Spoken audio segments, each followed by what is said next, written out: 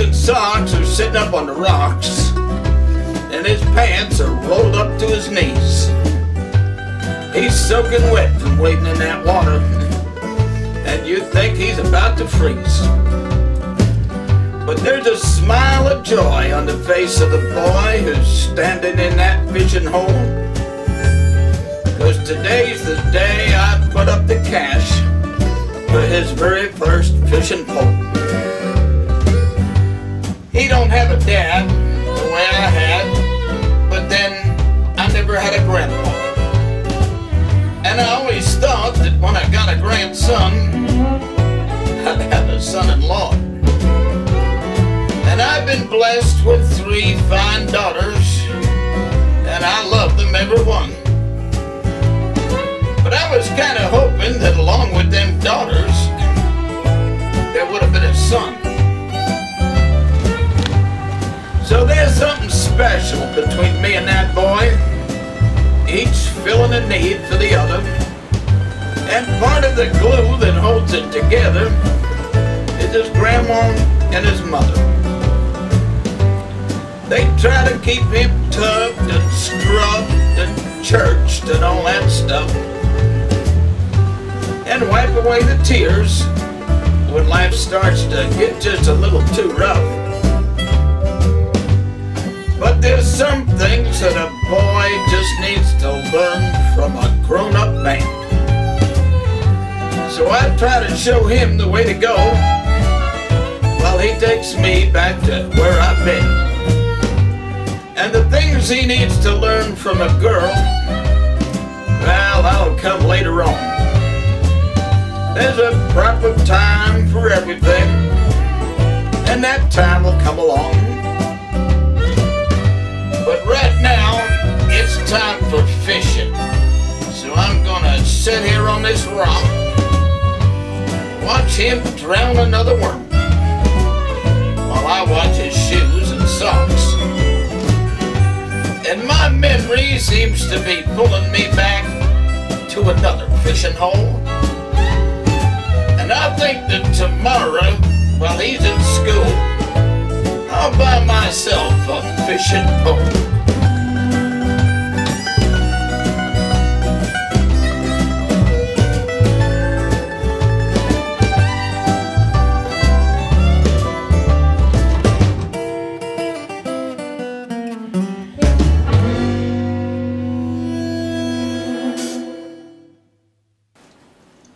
This is Radnor Lake, probably the prettiest, most quiet, serene, peaceful place in all of Nashville. At least I think so. And the reason it's that way is because it's a nature conservatory, or what the state calls a state natural area.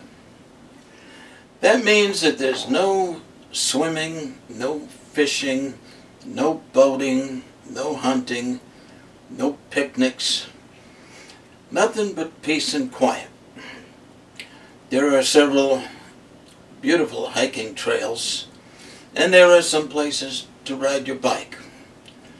But basically, it's just a place to go and enjoy the trees, the flowers, the shrubs. There are deer and turkey and I don't know how many other animals in those woods, all the birds, and it's just a wonderful place to come and watch Mother Nature raise her children. Can you imagine the lake where a fish never has to worry about ever getting caught, and where the deer never have to worry about getting shot at? I think that's wonderful. A lot of people don't even know that this place is here. A lot of them don't know that it's an artificial lake. And I guess most of them don't even know why it's here. But it's an interesting story. In 1850, the state legislatures of Kentucky and Tennessee issued a charter to build a railroad from Louisville to Nashville. And that was the beginning of what we know as the L&N Railroad. building a railroad is a pretty big job and it takes a long time, so it was 1859 before they were actually able to run a train from Louisville to Nashville. But they did it, and they did it for a long time. In those days, all the railroads used steam engines. We hadn't invented diesel engines or electric engines yet. So basically everything was moved either by horse and wagon or mule and wagon, or it was carried on a steam train. And steam trains use a lot of water. So in 1914, the railroad acquired 747 acres of land, dammed up Otter Creek, and built an 85-acre lake to supply the trains and the livestock. Originally, the railroad made all that land available to its employees and their friends for all the various kinds of recreation that you would expect.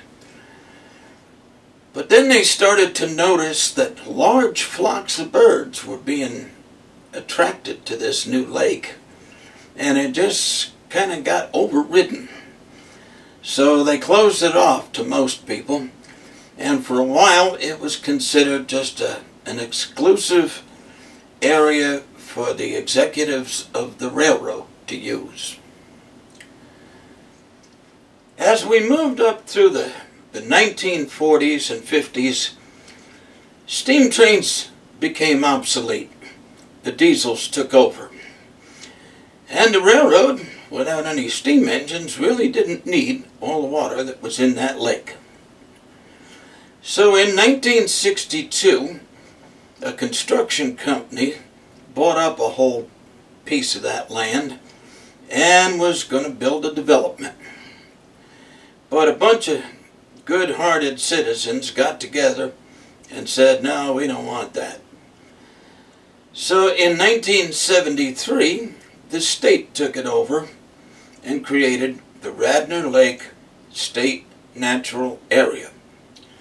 And they also acquired enough land to increase it from 747 acres to 1,200. So now we know the story about how a noisy, dirty, smoky railroad created such a clean, quiet, peaceful, beautiful place for the rest of us to enjoy.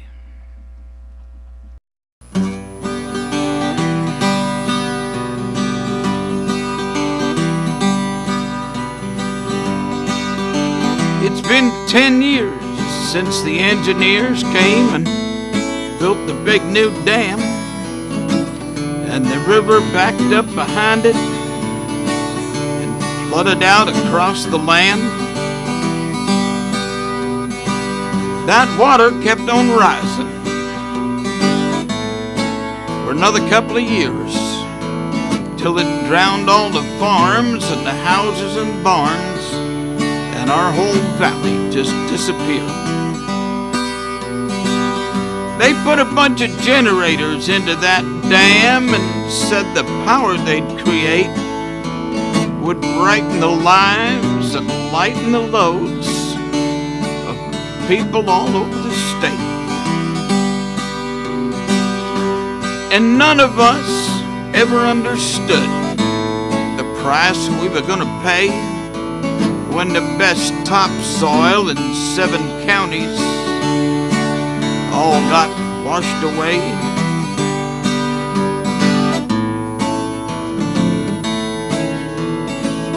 Some folks thought that they could stay around if they tried farming on higher ground, but most of them found that it didn't work out and ended up moving to town. But a farming town don't last very long when you take all the farms away, and most of the folks who used to live here live somewhere else today. politicians all claimed that they played strictly by the book, said they paid a fair price for everything that they took. But I wonder if you could put a price on the place where you were raised, or 6 generations of memories, or your great-great-granddaddy's grave.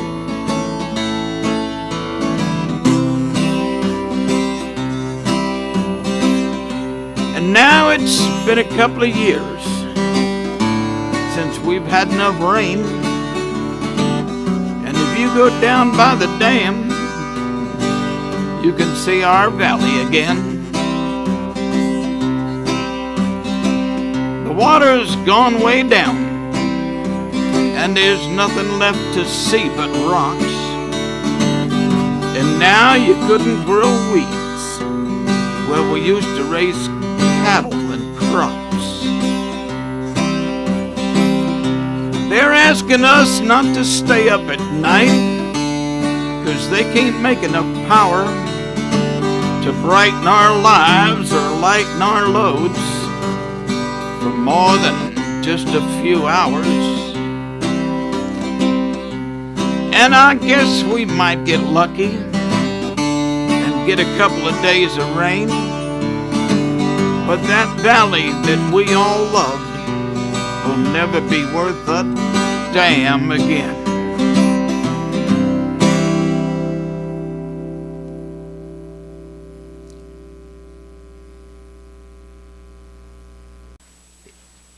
In one of the places where I used to go fishing when I was a kid, there was a little spring that would bubble up out of the ground, and then the water would cascade down across the face of some rocks and then find its way into the river. And that was some of the tastiest water I think I have ever drunk in my life. But the thing that really made the place special was that somebody in the area had taken it upon themselves to make sure that there was always a mason jar sitting there somewhere on the rocks, so that anybody who wanted a drink of water could pick up that jar, fill it, and drink the water. And it was always there, except maybe once or twice over a few years when it disappeared, but within a day or two there was a brand new one right in its place. Now that was over 50 years ago, but I'm going to go back there someday, and I'm going to take a mason jar with me, and I'm going to leave it there.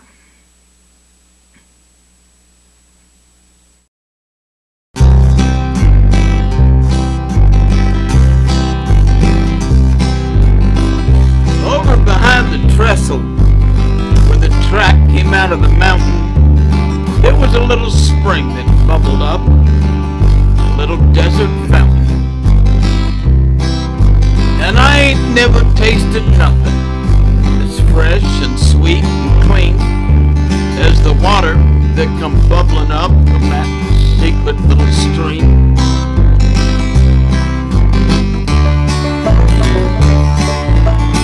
I used to love to sit by that spring and listen to the roar of the engines busting out of that tunnel, pulling 100 cars or more through the deserts and the mountains of a land both rich and poor, where cattle grazed between oil wells with cotton right next door.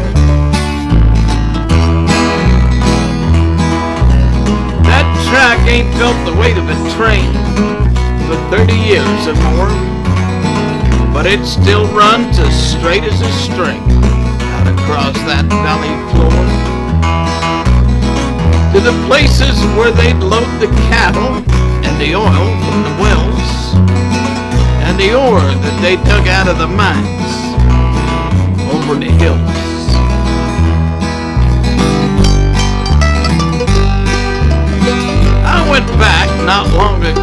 just to see how much it changed, and I was kind of pleased to see that it still looks pretty much the same. And behind the trestle where smoking cinders used to fill the air, I had me a drink of water, 'cause that little spring is still there.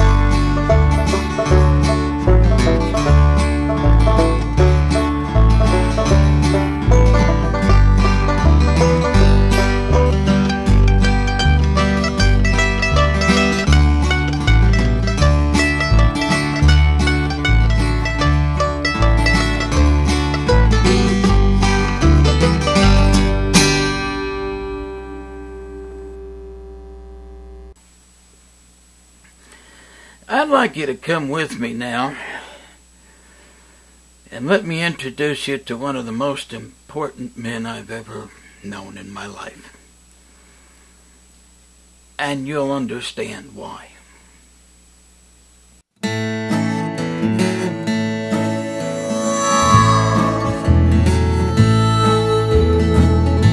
Hey, Dad, I've got a boy to raise. And to tell the truth, I'm not sure how to do it. And I remember when you was raising me, you made it look so easy. I always thought that there would be nothing to it. And I know I've already raised 3 girls, and they turned out okay. But girls and boys are different in 100 different ways. So, Dad, I thought I'd just come by and pick up some advice. We did this thing together once, and I know we could do it twice. You know the boy I'm talking about, the one with your middle name. The one whose dad has never been around to teach him how to play life's game. His mom's been doing the best she can to help him find his way, but it's just more than she can handle, so now he's mine to raise. Hey, Dad, when I was growing up, there were some things you forgot to mention. Or maybe the truth is really that I just wasn't paying attention. But either way, we have a chance to try it all again. And we might get it right this time, now that we're both grown men. Hey, Dad, I'm spending a lot of time thinking back over the years about all the things that used to make us laugh and how you'd wipe away my tears. I remember the times when you'd get mad and turn me down across your knee, and the other times when you'd just look away and pretend that you didn't see. And then we'd have those big long talks about knowing right from wrong. And now here I am, standing under a tree, talking to a stone. But that stone's a good reminder, Dad, of how solid a man can be. And now that you're finally getting some rest, I guess the rest is up to me. But I know it'll all work out, and everything will be okay. I just wanted to run it past you in case you had something to say. So Dad, I guess it's time to go. I'll be back whenever I can. But right now, I've got to go and help a boy become a man.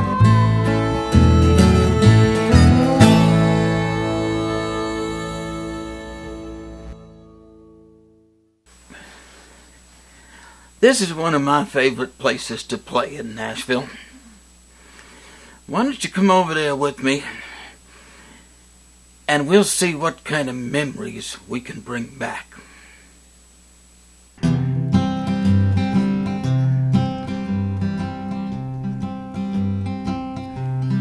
Whitewashed walls and plain glass windows, straight back chairs on a hardwood floor, one single room filled with memories made from love and not much more. In that little one-room schoolhouse, we learned something new each day, and on Sundays it became the place where we all learned to pray. And then we'd start all over when Monday came around in that little one-room schoolhouse in that little one-horse town. Whitewashed walls and plain glass windows, straight back chairs on a hardwood floor, one single room filled with memories made from love and not much more.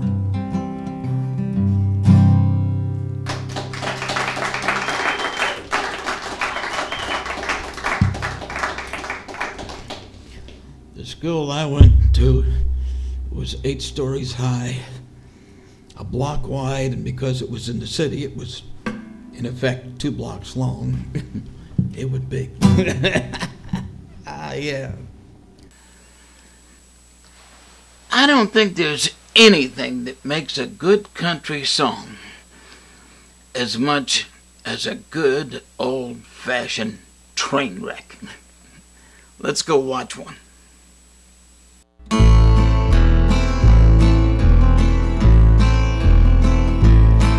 You can tell by the rust on the rails that the train don't run no more. But you don't want to be down by the trestle when the clock says it's 3:45. 'Cause there's something strange that happens down there. Every now and then, the timbers creak and a whistle shrieks, and you know it ain't the sound of the wind. I remember the story that the old folks told about the day that Big Joe Hines came down the grade with the throttle wide open, trying to make up time. He come off of that hill and around the bend and started out toward the river, and the way he swerved coming out of that curve was enough to make the devil shiver.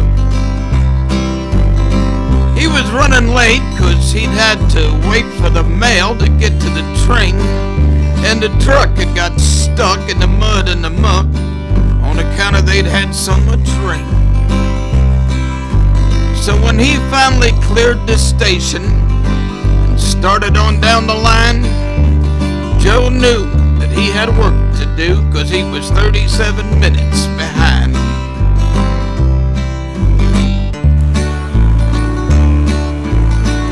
Folks said they'd never seen so much rain or the river up so high, that raging water washing up whatever it touched as it went by.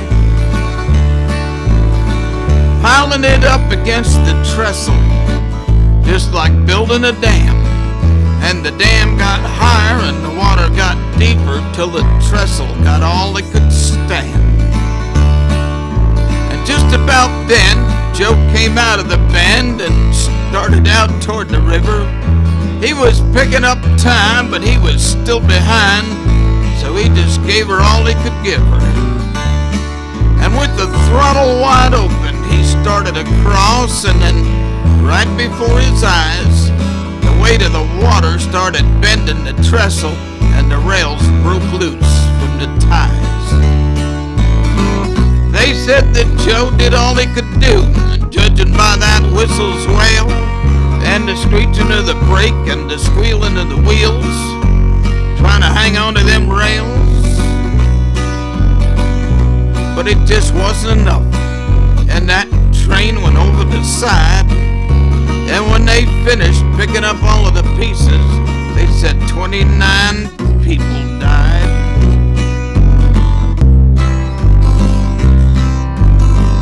They never found Big Joe.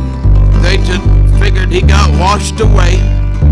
But they say he still comes down that hill, sometimes on a rainy day,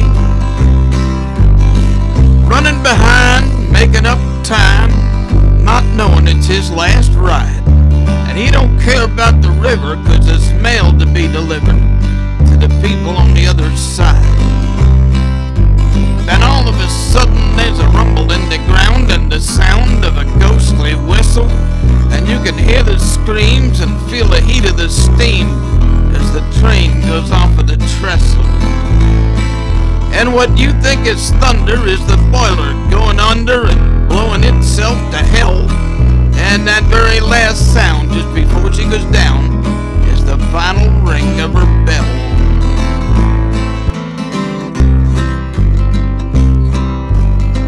Then all of a sudden it's over. Everything gets quiet and still, and the only sound is the echo of a whistle over behind the hill. Standing in the rain, you know there's a train somewhere making up time, and the hand of the man at the throttle is the hand of Big Joe Hines.